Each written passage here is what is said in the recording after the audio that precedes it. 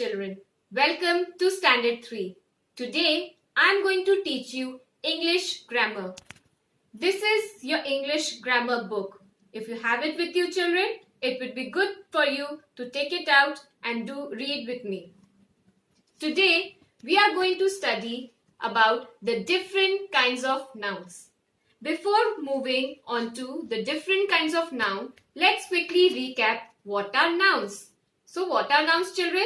As you have studied in previous class, noun is the name of a person, place, animal or a thing. There are 4 different kinds of noun. How many different kinds of noun? 4 different kinds of noun. Proper noun, common noun, abstract noun and collective noun. We shall see the first type of noun. Proper noun.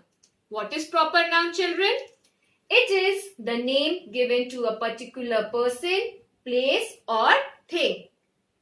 Remember, children, it always begins with a capital letter. A proper noun always begins with a capital letter.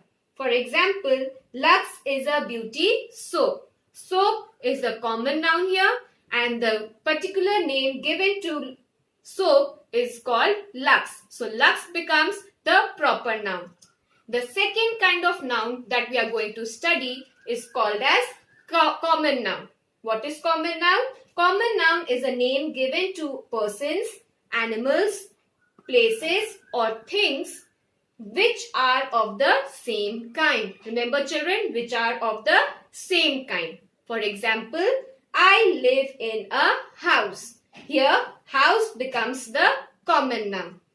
The third type of noun that we are going to study is called as abstract noun. What is abstract noun, children?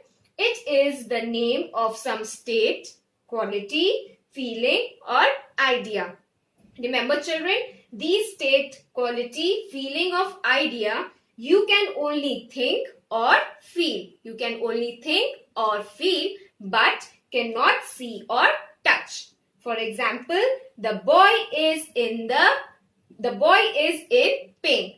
You can see in the picture the boy is in pain. So pain becomes the abstract noun.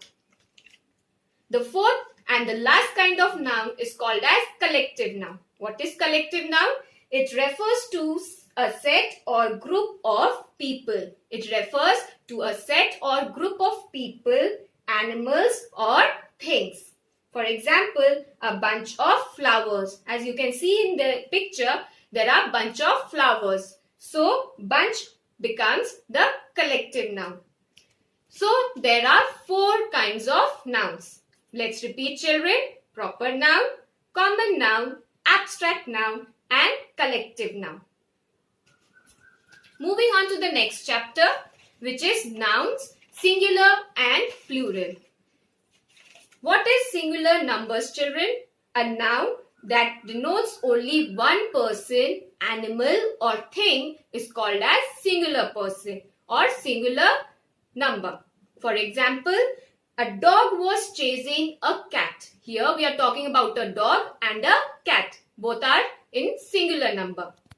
What is plural number? A noun that denotes more than one person, place, animal or thing. More than one place, animal or thing is called as plural numbers. For example, the dogs were chasing the cats. Here we are talking about more than one dog. The dogs were chasing the cats. How to form plurals? Now we'll see how to form plurals. There are some rules. For example, let us see. The first rule. By adding s to the singular noun. Example, bat. We have to change bat into plural. We will just add s to it. So, bat will become bats. Singular numbers ending with the sound of sh, ch, x or z, we add es to it. For example, brush. We will just add es to it. So, brush will become brushes. Singular number ending with the vowel O. Tomato. It is ending with the vowel O. So we will add es to it. So tomato becomes tomatoes.